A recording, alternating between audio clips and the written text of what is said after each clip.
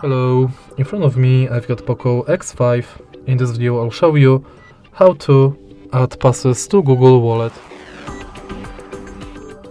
In the beginning, let's go to Wallet,